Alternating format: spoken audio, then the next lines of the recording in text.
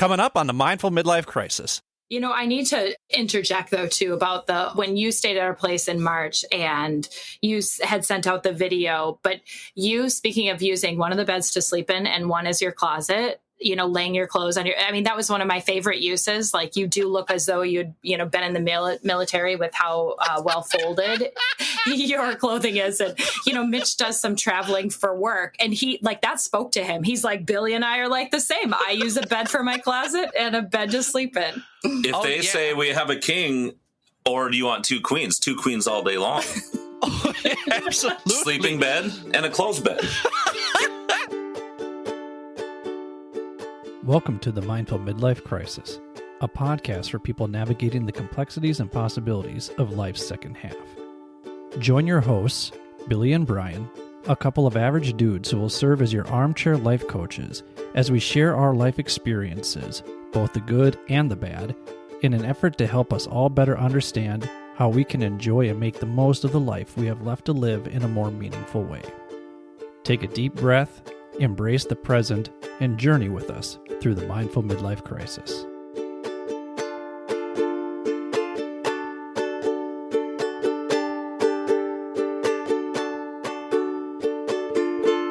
Welcome to the Mindful Midlife Crisis. I'm your host, Billy. Brian is still on vacation, so we have another special guest. But before we get to them, we wanted to give a shout out to all you listeners out there. California is coming in strong here lately. We want to say thank you to everybody in Oceanside, San Rafael, Hayward, Glendale, Cairo, Egypt. I love when we go international. And then when we go coast to coast all the way to Pensacola, Florida, we appreciate that as well. Thank you to all of our listeners all around the globe. We really, really appreciate it. If you want a shout out, send us a message at mindfulmidlifecrisis@gmail.com or follow us on Instagram at mindful_midlife_crisis. You can also go to www.mindfulmidlifecrisis.com and click on the contact page and hit us up there. We're on Twitter at Mindful Midlife, and we're on Facebook at the Mindful Midlife Crisis Podcast. We're all over the place, so feel free to check us out. You can find all of that information in our show notes and on our website. Speaking of our website, be sure to sign up for our weekly newsletter under Contact. We send out different mindfulness meditations each Sunday, along with information about upcoming events hosted by our amazing guests who are always seeking out opportunities to help people reflect, learn, and grow. There's some other goodies in there as well. Right now in the newsletter, you can sign up for the Women's Retreat 2022, hosted by former guests Jill Daler and Val Jones. Those episodes are episode 29 and episode 58. You can also help the Wealth Redistribution Project with episode 55 guest Jesse Ross. You can check that out, see what he's got going on. All wonderful opportunities to help reflect, learn, and grow, and help others reflect, learn, and grow as well. We also share updates on where Brian on the Bass will be showcasing his talents. You can always check out Gen X Jukebox on Instagram or Facebook. You can also go to their website. They've got so many things going on. They are blowing up. You're going to want to be part of this. Also, we want to thank our podcast production team. Dave at Podcast Engineers and his team do a wonderful job. Thank you so much for making us sound a little bit more polished and a little bit more professional. We need all the help we can get over here. If you like this episode, go to the show notes and click on leave us a review and leave us a 5-star review. Even if you're not a regular listener and you've only listened to an episode here and there, tell us what you liked about your favorite episode. It can be as simple as, I really enjoyed the episode with Christine Chang. Everybody likes that episode. When you leave us a 5-star review, not only does it help others find the show, but it also fills our hearts with happiness and joy. And that should really be your goal, is to fill other people's hearts with happiness and joy.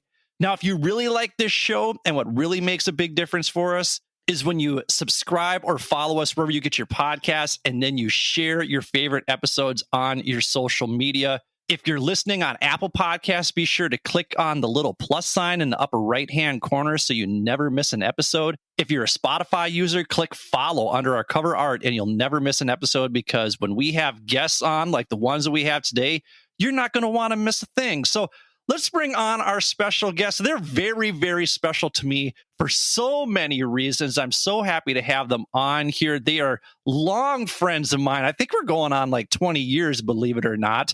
Whew, that puts things into perspective right there. Welcome to the show, my good friends, the owners of the Cuyuna Gnome Home in Crosby, Minnesota, Mitch and Jenn Fallgater. Hello, hello. Good morning. How are you guys doing? So good. Yeah, we're on vacation this week, so we're feeling relaxed and... Yeah, I have a bone to pick with Brian on the bass. He's on vacation. He's on vacation, so he can't be here. But we're on vacation and we're here. Yeah, exactly. Come on, Brian. This is all full circle once again. So this is the great bass story. I think Brian and I have alluded to this in the past, but we've never really told this story. So it's nice that you're here, and I wish Brian was here as well. So the great bass story goes like this. Mitch was in a band called Dead Walleye. It was the greatest band of all time. I've seen Dead Walleye more than any other band that I have ever seen, including Pearl Jam. And I've seen them all over, especially the 5-state area. Lots of good times that I don't really remember from those days. But then, Mitch, you left Dead Walleye, and then our friend Jeremiah filled in for you in Dead Walleye, which means he left the band Grayson, and then Brian filled in for Jeremiah in Grayson. And then years later, Brian was in a band called Space Needle, and then he left the band, and you and Jen had just moved back to the Twin Cities. And those guys asked me, do you know any bass players? And I'm like, I sure do. And then you filled in for Brian on the bass in Space Needle. And I was just like, what is going on here? It just kind of shows almost the ancestral nature of the music world and how bands rotate people like that, and they're all connected. And the great thing, too, about that is everybody is good friends with each other. We don't know each other all that well or haven't that long, but we have that connection. And just this last year for our birthday bash, some of the folks and listeners might know that Billy and I, every year, has it been 11 years? Yeah, I don't know if we're on 10 or 11, but we definitely have been doing this birthday meat sweats celebration for quite some time now because we get all the August birthdays together. And the last one we had for this year, we had both Brian and Jeremiah joining us on that. And so it was fun to all three of us in the same spot, same time, first time ever, to kind of talk through that story. And it was a pretty fun one to go through. Yeah, we have definitely enjoyed some good meals in the past for our birthday celebration. We used to go to Fogo de Chao for lunch. And if you don't know what Fogo de Chao is, it's a Brazilian steakhouse, and they give you one of those cards that has red and green on it. And when you want meat, you flip it over to the green side, and then you just watch them circle your table with, would you like this? Would you like this? Would you like this? And you just get overwhelmed with the amount of choices that you have there. And that was a wonderful adventure. I just remember Jen worked upstairs and came down because she said, I just want to see what happens right here. And it was, that's a great place. And now the question is, do we need to pick a new place, or do we just stick with Pittsburgh Blue? Because that has treated us well when we do our steak buffet with everybody. Yeah, I think we have a couple years left there. I'm not ready to leave it yet. Neither am I. And they treat us well, and they have really good steaks there. They have the very delicious asparagus that we enjoy. They have the hash browns that we enjoy. Pittsburgh Blue. If you're in the metro area, I do recommend Pittsburgh Blue for a good steak that's affordable too. That's kind of the key there. You can go to a high-end place like Manny's and get a steak, but it's also good to get a quality steak at a reasonable price, and I think Pittsburgh Blue is the best spot. We're not sponsored by them, but after that endorsement, I think we should. Hopefully some free dessert, at least for the next one. Exactly. It's coming up, too, so let's get this episode out. And if you know anybody at Pittsburgh Blue, August is just around the corner. That's right. Hook us up. If you see a reservation from Billy and Mitch, then you know that us coming in, we will take the full 5-star treatment if you will hand that over to us. That would be great. So we do want to do our 10 rolls with the two of you. We want our audience to get to know you a little bit better. So you each did your own separate 10 rolls. So who wants to go first? Who wants to share their 10 rolls? I guess I'm up first. So part of what we told Billy initially was sort of like, just so the listeners can get to know us a little bit. Like, we play the roles that a lot of your listeners and a lot of, obviously, your guests have played, like, husband, wife, brother, sister, son, all the things, right? That are, because family is really, really important to us. And we spend a lot of time with our family. But we were trying to like just change it up, and just to get to know us individually, we threw a few other things out there. So yeah, so my list. So I'm a travel planner, not by trade, but I really love to do that personally. I'm a vacuumer. I also am an aspiring career coach. I'm a habitual business dreamer, an ocean or beach enthusiast. I'm a creature lover, a food creator, and ultimately a rest seeker. We talk about boss bays quite a bit on here because that term was coined by the absolutely amazing Tandra Rutledge. This list right here embodies everything that I love about Jen, because she is the total boss bae when it comes to travel planning, an aspiring career coach, habitual business dreamer. Like, if Jen can tell you what to do, Jen is in her happy place. But the other thing here that I absolutely love is that you included vacuumer. I mean, Billy, this one is my favorite one out of my entire list. I could go on forever, but I had this moment of clarity this morning as I was coming up with my list. We're on vacation, and I play the role of the vacuumer, and I actually think of it as like we are on a set or we are in a play, and that's my role. Like, everyone else is having a really good time, and I'm vacuuming around them. And the reason also the reason it also came to light this morning, there's a certain retailer that has a certain sale going on today as we speak. And the very first thing that I look for good deals on is a vacuum. And I'm telling you, I already have multiple. I said to my sister-in-law last night, my entire house could be burning, and as long as my floors are clean, like, I'm in my happy place. So that is why I included that one. Okay, so what is your go-to vacuum for those of the listeners out there who need a vacuum? What is the Jen Folgater recommendation for vacuums? Here's the thing. I am not specific to any brands, because I think if you have a new vacuum, it's a good vacuum. It usually has the right suction. But I will tell you, I am constantly seeking things that have a really long battery life, because I really appreciate a vacuum that can go without a cord. Or if someone could please invent or show me which vacuum, what's that called when like a cord like goes back into the vacuum? Retractable. A retractable vacuum cord. I would also be looking for that. The old ones had those. Yeah. Where I remember the old school hit ones. The button and it could, it's just these modern conveniences that suddenly we don't have. The other thing I'm looking for currently is a really good mop and vacuum that gets in all the crevices. So there you go. I could go on for vacuums but it's not specific to a brand. What I liked about the recoiling ones was that you actually had to be careful because you might get whiplash from the cord as it was sliding back in there. So you had to be very careful with that. So anyway, yes, vacuumer, I love it. And I had to include it because it just seemed so exactly who I am at the end of the day, like sucking things up and throwing them away. I love that. Oh, I love it. So Mitch, what are your 10? So I hope we're not counting because there was a couple added in on top. So I'm adding to that. So I have coach, musician, builder, serial hobbyist, future lottery winner, leader, and then mentor mentee. Future lottery winner. Do you like playing the cardboard cocaine? So Minnesota and other states now have the Jack Pocket app, which is great and horrible. Right now I can buy lottery tickets. Boom. I don't spend an absorbent amount of money on it, a couple dollars here and there, but it's just, I'm a dreamer in the sense of having that, right where you can just shut it all off and you don't have to worry. I don't want to win the big one though. I want to win the reset where nobody notices and is keeping track. I want somebody to win the $600 million one and I come in with a 20 million under the radar. Yeah, I have it all planned out. I like how 20 million is under the radar. How often do you dream about what you would do with the money? I think about what I would do if I won the lottery all the time, but I never play the lottery.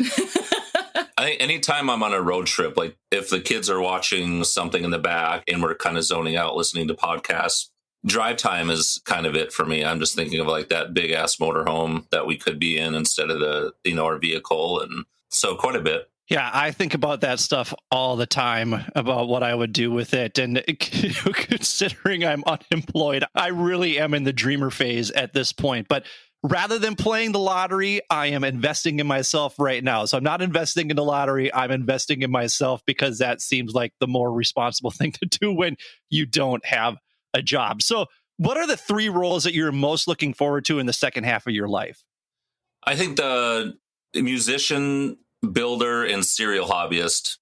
When you talk about builder, what are you hoping to build? So my family, right?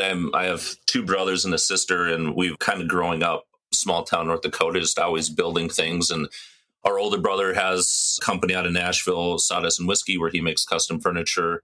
My younger brother lives in Lakeville by us with his family, and him and I, we have a CNC machine.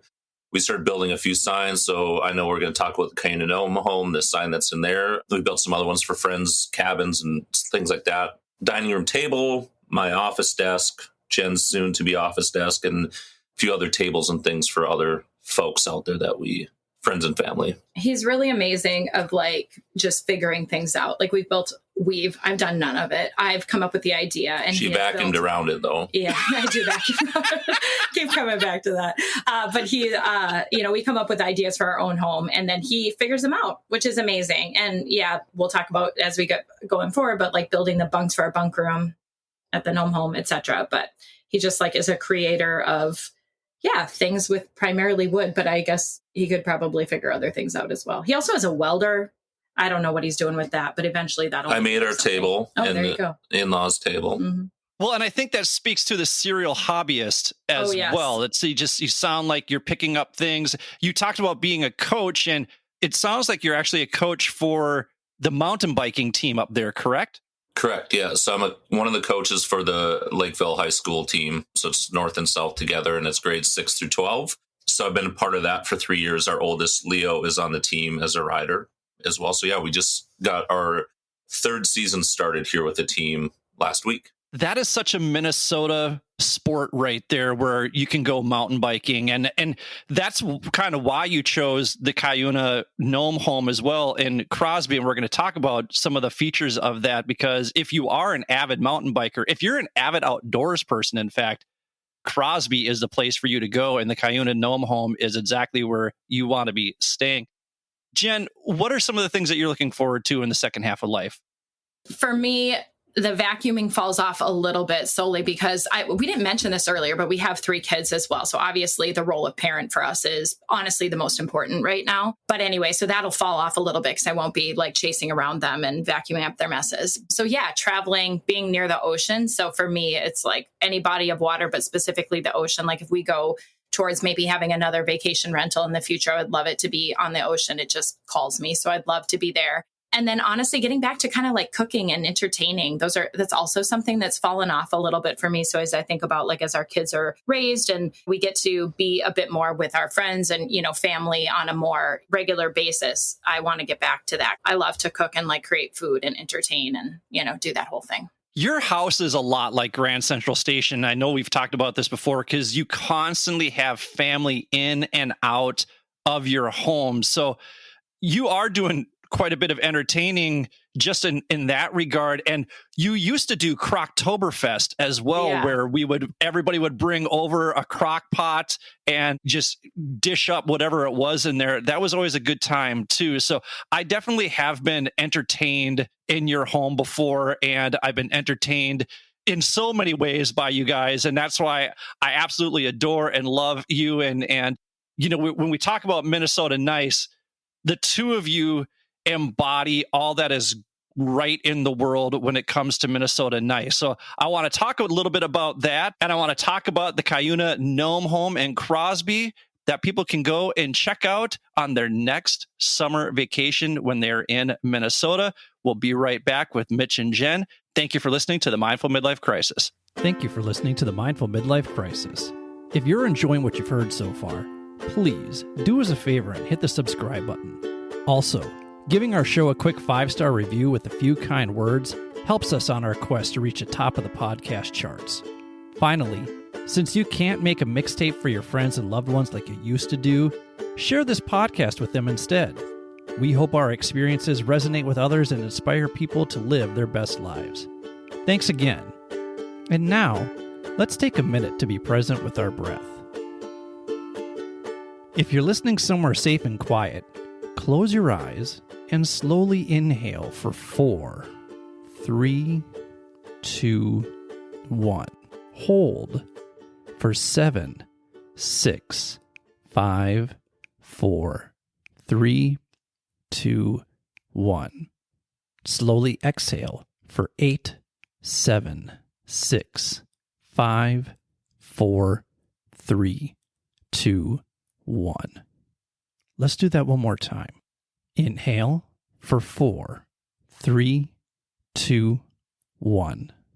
Hold for 7, 6, 5, 4, 3, 2, 1. Slowly exhale for 8, 7, 6, 5, 4, 3, 2, 1. Go ahead and open your eyes. You feel better? We certainly hope so. And now, back to the show. Welcome back to the Mindful Midlife Crisis. We are here with rental property owners and amazing human beings, Mitch and Jenn Fallgater. They are here talking about their rental property in the lovely small town of Crosby, Minnesota. And you might be thinking, where the hell is Crosby, Minnesota? It's in the Brainerd Lakes area. And if you don't know where the Brainerd Lakes area is, Google it. Because when we talk about the lakes area, there are literally hundreds of lakes in this area. And there's so many amazing rental properties in there, but no rental property will make you feel more at home than the Cuyuna Gnome Home in Crosby, Minnesota. So it's important to check that out. So Mitch and Jenn, you bought this property a few years ago. Tell us more about managing a rental property like this. What are the challenges? What sort of prep work did you have to put in? What are some of the perks? We actually just had Jessica Fiesta George on not too long ago, and in episode 65, where she talked about LinkedIn profiles, but she also said that she bought a rental property in Pensacola. So maybe you could talk to her, Jenn, in case you're looking for that rental property along the ocean right there. But what challenges, what perks, what prep work goes into us? What's the managing that you have to do with a rental property? Yeah, I mean, I would say overall, this is something that we're figuring out as we go. And I'm assuming a lot of people that pick them up do figure it out as they go, and they don't spend a lot of time, because we don't know anyone else that owns one. I will say that. So overall, I mean, at the end of the day, I'm like very entrepreneurial. I do have like a full-time job. I don't own a business, but that's just something that, my mind always works that way. And so when Mitch sort of came up with this idea, which we'll talk about in a few minutes here, for me, I was all in. I was like, is it something that we can make money against? Is it something that we can enjoy for ourselves, etc.? So for us, it was like, we've owned it for a year now. And starting from the beginning, it was like we bought the house. Then we had to figure out what needed to go into it. Well, I'm very love thrifting, and I love decorating houses, and I love doing that whole thing. So for me, it was really fun.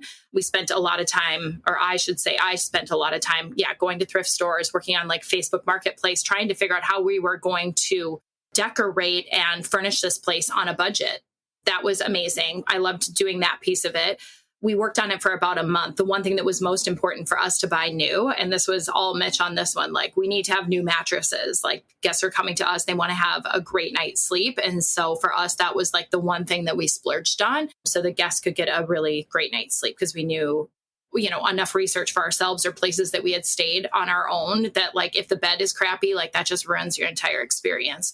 So we worked on it for about a month. We did a ton of painting on the inside of it, working on getting things we got to get the Wi-Fi up and running. We got to get the security up and running, and all these things that we were going to do to manage a property remotely. So that took quite a bit of time, and Mitch and I, functioning as ships passing in the night as we were working on this place. But then we ultimately opened last August, and that's really where the management part came in. While we were in the Crosby area, we also worked to hire a cleaning company and people to manage the lawn. And we've now gone on to hire a couple people that work on just ad hoc requests for us. Hey, this isn't working at our house. Can you pop over and see what's going on? So I would say a year in, we've gotten a lot better at that piece of it. The management piece with VRBO and Airbnb has made it really easy, getting notifications on your phone when someone's booking, and then all the cleaning system is integrated and stuff. So I'm not going to say it's not work, but we've found ways and a process to make it easier for us. And then ultimately, like the perk, I know you asked that question too. It's like, it's fulfilling my cup of this, owning sort of like our first little business. And then the perk of just being able to enjoy it ourselves. Right now, it has been all work when we go there. We constantly have like, we need to paint more, we need to fix this, or we need to get ready for the next season or clean the yard or et cetera, all those things. But for us, ultimately, we're really enjoying the area in general. And so we do want to spend more time there. And so that would be a perk for us. It's just between working on the house and then also our kids and our life in Lakeville is just really busy. So we haven't had much of that perk yet. And you have such a amazing eye for interior design and for style, and just, having spent 2 weeks there, which again, I cannot thank you enough for, because otherwise I was going to have to get through those 2 weeks staying at my dad's house. And I just did, and I love my dad, but the volume is on the TV at stadium level all the time. And he has so much clutter around his place. And I want him to listen to the episode that we did with Janet Taylor, episode 54, about decluttering, because it's just like, can we please get some of this shit out of here? And he just doesn't want to let it go. So that was causing me a lot of stress. And back in March, I was already stressed enough. So the fact that you were so absolutely wonderful to let me stay at your Airbnb during that time for 2 weeks during March. And I don't know if you get a lot of people during that time. We can talk about sort of what's your busy season, what's your off season too. But I really, really appreciated that, because I was very comfortable. It felt like home. It's a beautiful, beautiful kitchen.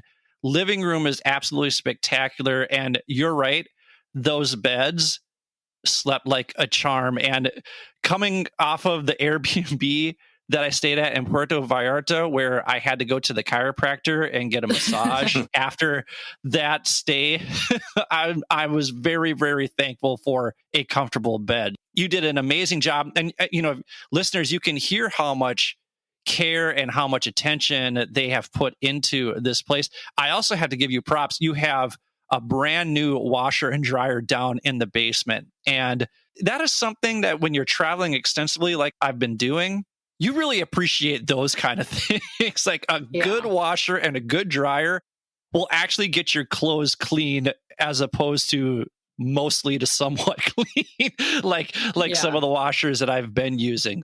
I need to interject though too about when you stayed at our place in March and you had sent out the video, but you, speaking of using one of the beds to sleep in and one is your closet, laying your clothes on that was one of my favorite uses. Like, you do look as though you'd, been in the military with how well folded your clothing is. And, Mitch does some traveling for work, and that spoke to him. He's like, Billy and I are like the same. I use a bed for my closet and a bed to sleep in. If they say we have a king, or do you want two queens all day long? Absolutely. Sleeping bed and a closed bed.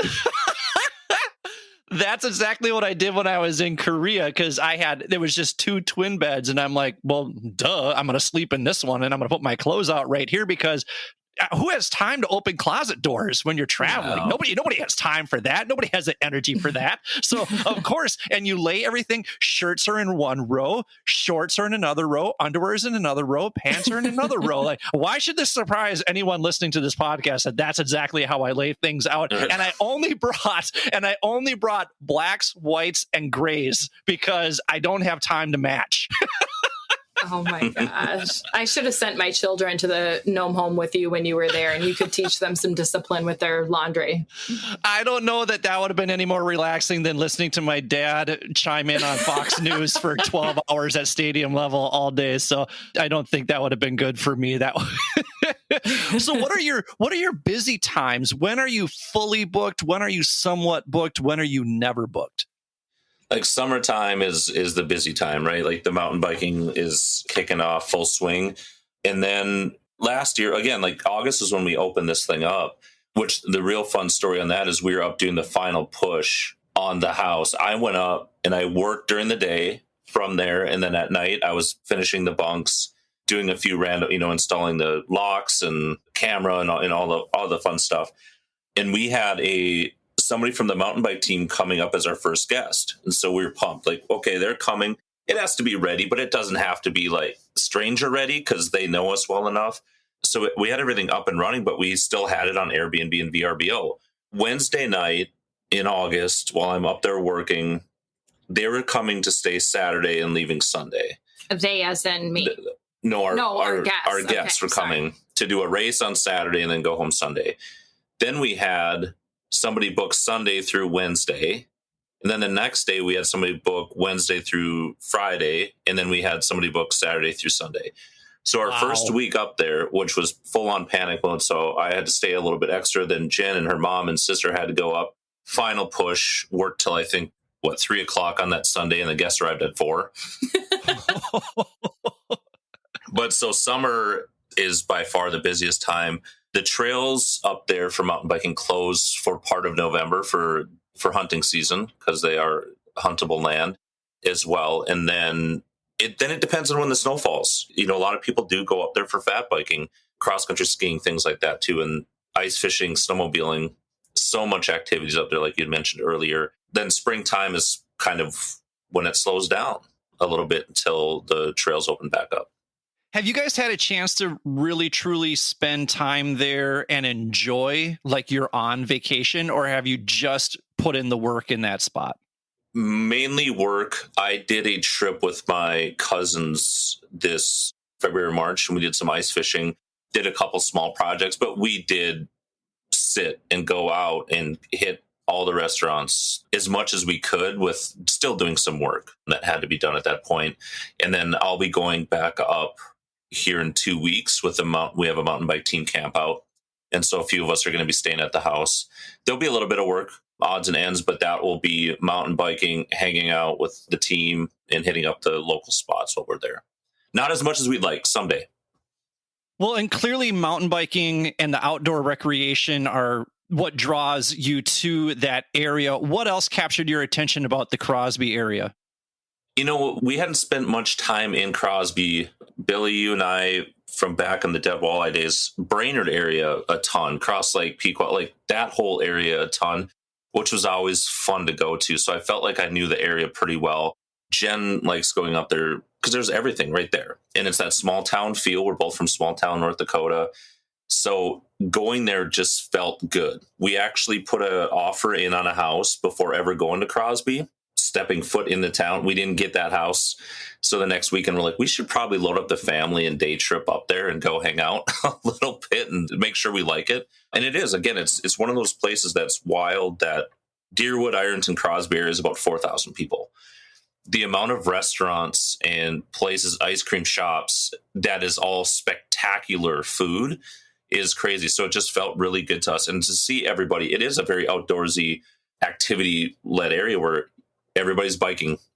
Every restaurant and bar and ice cream shop has bikes everywhere around them. And so just a good spot. Felt great to be there. Oh, I was just going to talk about, too, a little bit of the area that I think is cool, especially with something that you do, Billy. So up in the area, they used to mine. It's like all these mine pits that have since filled in with water. And so now there are these lakes around the mountain, and the mountain bike trails go around them. And what's really cool about these lakes is they don't allow motorized boats on them. And so it's really big for, kayakers and paddle boaters. P.S. I just got a new paddleboard, so maybe you and I could meet up to go do that. Ooh, I'm all for it. It's funny that you're talking about the mines, because everybody at the restaurant, when I was talking to them, they would say you need to come back up here if you're a paddleboarder and go out into the mine lakes, because they're crystal clear and they're hundreds of feet deep. You can't even imagine what it looks like there. And so that sounds so cool, because when you get to the top of that state park that's up there where the mountain bike trail is and look out that way, you can see, I have pictures on my Instagram at mindful_midlife_crisis. You can check out those pictures and you can see the snow and there's no trees around them, those mining lakes, and those mining lakes are huge. They're huge. And then when you add to the fact that Serpent Lake is also in Crosby and Serpent Lake is huge, and then Mille Lacs is the freaking ocean. Right. And that's about a half hour away. There's so much to do and see in that area if you are a water sports lover. Yeah, and the visibility is 40 feet or so, like on those mine lakes. On the mine lakes, which is incredible to be able to think about. And yeah, when you get close to them, I haven't been out on the water there yet. Hopefully we will be on this next trip. But like you said, the mountain bike trails go right by there. And the first time we stopped, it was crazy to see 40 feet into a lake. When I was up there, like I said, it was during the wintertime, so I didn't get to really appreciate the water that's up there. So I absolutely want to go back because, you talked about Crosby, and there's a feel to Crosby. And I grew up in a small town too. I'm not a big small town guy, but Crosby has a different feel to it. Crosby felt very inviting. And I think a big piece of that was the people that were there and the people who were working at the restaurants and working at the bars, that they're just really genuinely nice people. But a lot of the food there is 5-star food too. It's very, very delicious. So what are some of your favorite restaurants in that area? I think what we would say about Crosby too is we wholeheartedly agree with the fact that it does feel different than small town. As Mitch mentioned before, he and I both grew up in small towns in North Dakota. So for us, like, small town life is something that's super nostalgic to us. What's fun about Crosby, in comparison to some of the towns that we grew up in, is kind of up and coming because of the area. Like, Crosby feels like kind of like the atmosphere and the restaurants and things I'll talk about in a second, but it feels for me, like who I aspire to want to be, like kind of like this laid back life. It feels very like mountain town to me. Mountain or island town almost. Yeah, mountain right? or island. That's another good way to say it.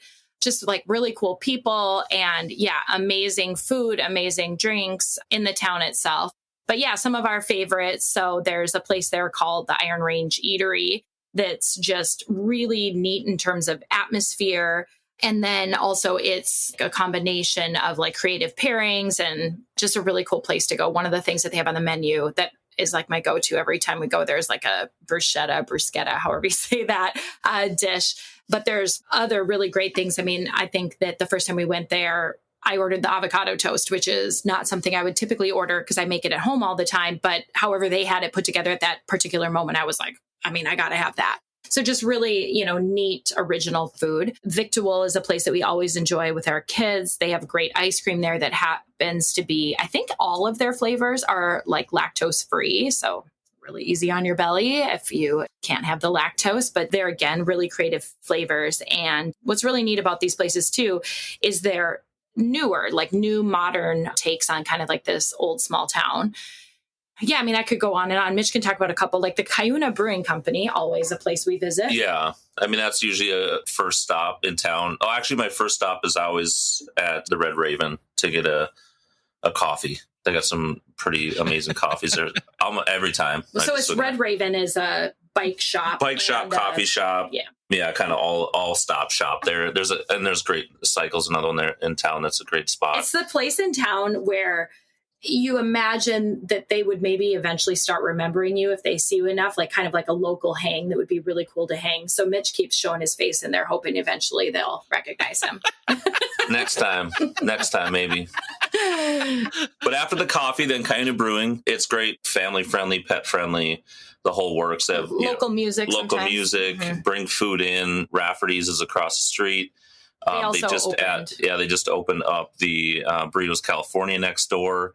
There's also, again, any of the food, just bring in whatever you'd like. It's pretty amazing. I put on the list as well the North Country Cafe. And, it's your typical small town cafe, which is really great in itself. But they hooked me with their Sloppy Joe, which also sells out there. So apparently you have to either call ahead and make sure they still have some left or get there early to have it. But it's just fantastic. I did have that Sloppy Joe based on your recommendation, and it was delicious. I also went to Burrito California, and that was very, very tasty. I went to Iron Range Eatery, and when you talk about creative pairings and cool atmosphere, that is exactly what that place is. I really, really liked the ambiance at Iron Range Eatery, and I'm trying to remember what I had there, but it was one of their popular dishes, and it might have been short rib. That's what it was. It was the short rib. It was fantastic. It was so, so good. The best short rib I've ever had was at Therapy in Las Vegas. That was a 10 out of 10. This was right up there. It was very, very delicious. So props to Iron Range Eatery. I don't know that you guys go to this place as much as I did, but the place that I fell in love with, that where I just kind of became a townie. And if you're from a small town, you know the townies, and like you take great pride when you become a regular at a bar, because then it kind of feels like norm when you walk in and cheers. But I fell in love with Trailside Tavern because it was really just kind of a laid back atmosphere. But two of the bartenders there, Matthew and Al, just the greatest guys ever. And they kept me company, because otherwise I didn't have anyone to talk to while I was up there, because I was up there by myself that whole time, and I was doing a couple interviews with people. But I really looked forward to going to Trailside Tavern and talking to Matthew and Al. But then their specials, I know you guys haven't been there very often. If you go there, I'm talking to anybody listening to this, if you go to the Trailside Tavern in Crosby, whatever the special is on the menu, make sure you get it. And then for dessert, make sure you get the banana cheesecake. Oh my God. It's so good. It's so good. They bring in the cheesecake from Brainerd. I can't remember what the name of the place is, but it's just one of those local small town experiences that really made me feel welcome. And I think that's why I really connected with the city of Crosby, the town of Crosby. The great thing too is there's so many places we haven't mentioned. The Deer Stand, the Croft Pub and Grub, Hardwater Lounge. I have not had a bad drink or meal in that town, whether it's in a morning coffee to somewhere in any meal. So that's what we cannot wrap our mind around. How an area of around 4,000 people, we have not been to every place yet. We try to. We just don't even bring much for groceries when we go there, because we want to make sure that we're able to tell our guests, like, this is where we recommend. The town has made it very easy on us to say, here's a few recommendations, but go wherever. Like, it's all going to be great. Yeah. And I mean, I think the thing is too, because, obviously through this conversation, like, Mitch is like the mountain bike enthusiast in the relationship. Like, I go mountain biking. I don't not, but it's not a driving force for me to go to the area. So I would say, like, if you're considering biking, don't let it be intimidating to you. They have tons of just even trails that you can ride on that are paved, or you can try some of the actual off-road trails or whatever you call them. See, I don't even know. But yeah, the food for the area is such a draw. And I know Mitch mentioned that in November it closes down because of hunting season. And we had guests actually pretty much all through November, and they did enjoy the fall leaves and then just being able to explore the town itself. Crosby also has a lot of antique shops. Some people came to go through those, which is also really fun. So between, the hiking and the other things that you can do there, it's just honestly kind of like a town for all. Our house is not right on the water. That is something I know that a lot of people during the summer season are really seeking, is looking for a house that's on the water. Ours isn't. It's just in town. You can live in a little neighborhood for, a few days to a week. And we did have some people enjoy that. So the food for us, it's like we've spent a lot of time talking about it, but I think that's been the one thing that's been our constant source of enjoyment while we go there, is we haven't had a bad meal, and we're always looking forward to like going out for that. Well, and I would say it's a 10-minute walk to Serpent Lake, and it's maybe a 20-minute walk to the state park, because that's what I would do just to get outside, even though it was freezing cold. I just wanted to get outside and get some air, and I would go to those trails and walk those trails at the state park for a while, and it would take about a 20-minute walk to get to there, and then I'd walk around for an hour, and it was very, very refreshing just to be out in nature. And you mentioned fall. I bet fall, when the leaves are changing up there, is spectacular. Because I think, Mitch, you sent me a picture one time of the leaves changing. Oh my gosh, it's gorgeous. Minnesota leaves in the fall is just, it's spectacular. It's one of the two reasons I like being in Minnesota. Summer and fall are my main reasons for being there. And then want to get out of there in winter, and there's no such thing as spring. I want to mention too, like, just because you talk about being a townie and being like involved, right, while you're there. if a person could time it right and you get a snowfall while you're there, they're always looking for snowshoers to pack down the trails. And that's something that I would love to do. Mitch bought a new pair of snowshoes last year. I don't have any, but you know what? I think they have an outfitting store there that you could rent some from. But yeah, if you could go pack the trails, I would really feel like not just at one with nature, but with the community, which I think would be really cool. Oh, that's super cool. I didn't know that they offered that. That is not in the extensive booklet that you give to your guests. So I think you need to update that extensive booklet because, you know, you said the town makes it easy for you to find places to eat. You also make it easy for your guests to find places to eat because of the booklet. So when we talk about being organized and that sort of thing, again, the amount of care and the amount of detailed attention that you put into making sure your guests have a wonderful experience is evident just right when you walk through the door. And I got to tell you, as your guest and as your friend, I really, really felt welcome in your gnome home. And wait a minute, we haven't talked about this. We haven't talked about why you call it the gnome home. Yes. Why do you call it the gnome home? It's a good story. Yeah. So we gotta set the scene. Right. I'm in the shower. No, let's go back. We have to go back even further. This sounds like either a murder mystery now or a scary movie or a porn episode. So Mitch is in the shower. We're dealing with gnomes. What's going on here? Okay, let me set it up a little bit more. Mitch had been looking at the area for a number of years about like he really loved mountain biking. He really loved the area was up and coming. So real quick, on top of that, like the one thing that really got me going, and I need to go stay there. I've been by there a couple times, but True North Base Camp has these awesome cabins right on one of the mine lakes. And I was just like, that is the coolest damn thing ever. I can't wait to stay there. I haven't yet, need to check it out, but there's so many cool places to stay up there too. But and so then, you know, as Mitch talked about this place, I always, you know, half listened as like a really good wife does.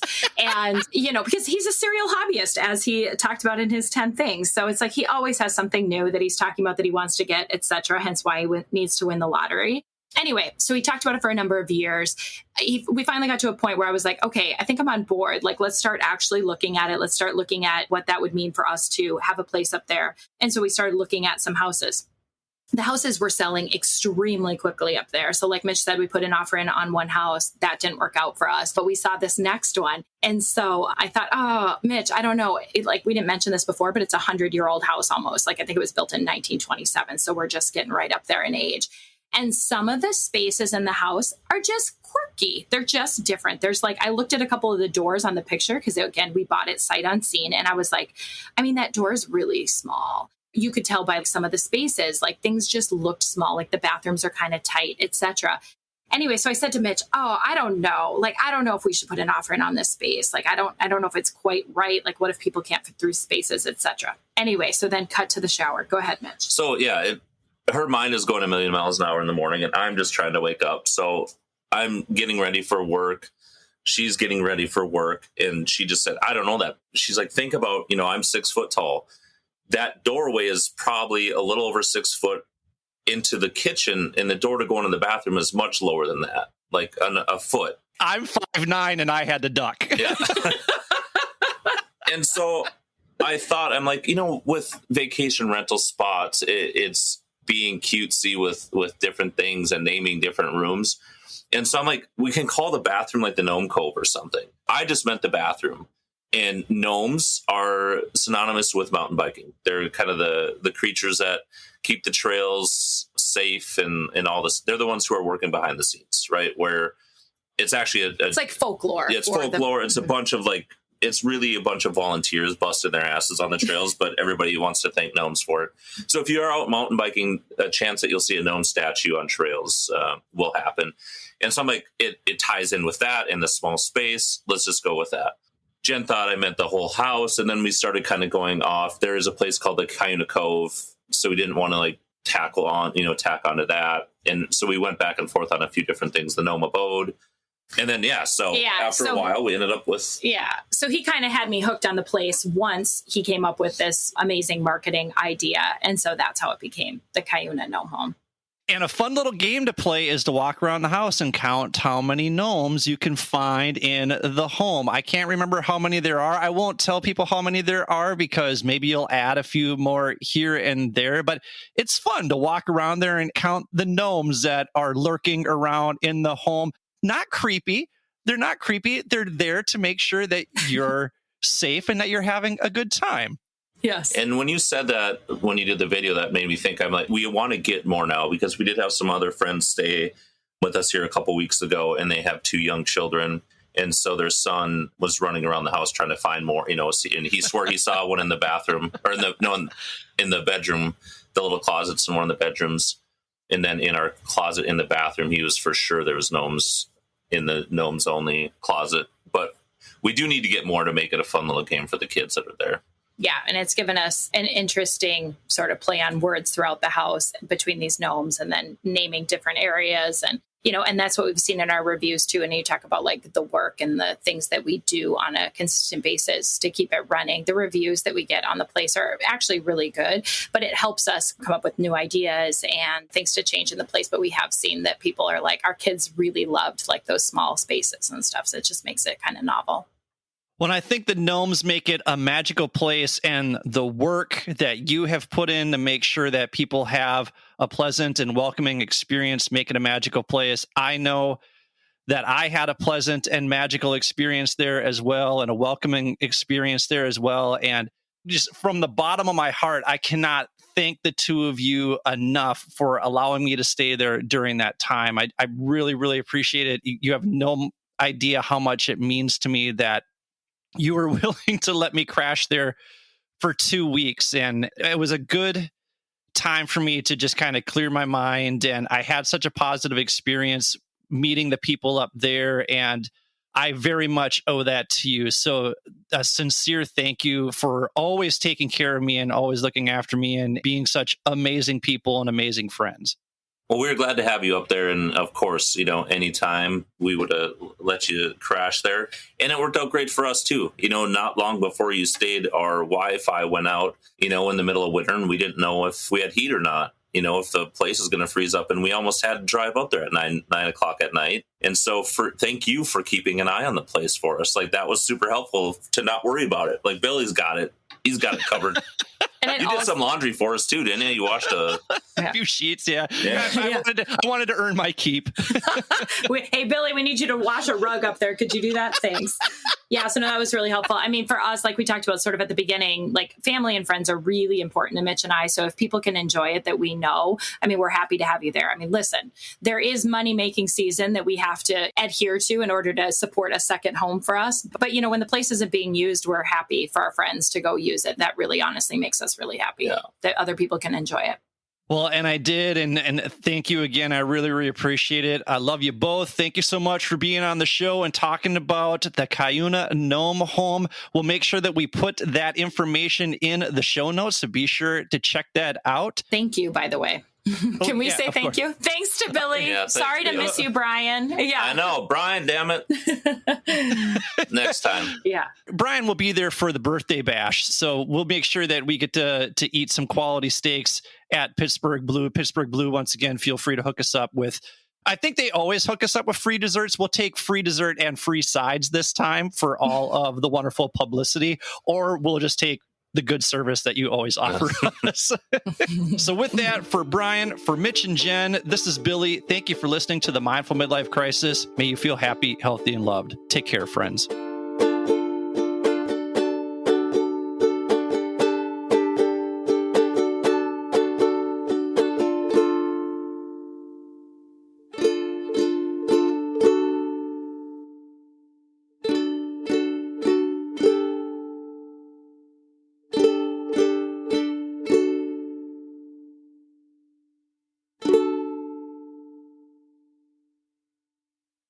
Thank you for taking the time to listen to the Mindful Midlife Crisis podcast. We hope you enjoyed this week's episode. If this episode resonates with you, please share it with your family and friends. We will do our best to put out new content every Wednesday to get you over the midweek hump. If you want episodes to be downloaded automatically to your phone each week, all you need to do is hit the checkmark, subscribe, like, or follow button, depending on what podcast format you're using. While you're at it, feel free to leave our show a quick 5-star review with a few kind words so more people like you can easily find our show. If you're really enjoying the show and you want to help us out, feel free to make a donation to www.buymeacoffee.com/MMC podcast. That's www.buymeacoffee.com/MMC podcast. You can also access the link in our show notes. We use the money from these donations to pay whatever expenses we incur from producing the show, but ultimately, we record this show for you. So if you keep listening, we'll keep recording and releasing new episodes each week regardless. If you'd like to contact us, or if you have suggestions about what you'd like us to discuss on future episodes, feel free to email us at mindfulmidlifecrisis@gmail.com or follow us on Instagram at mindful_midlife_crisis. Be sure to check out the show notes for links to the articles and resources we reference throughout the show. Thanks again for listening. May you feel happy, healthy, and loved. Enjoy the show.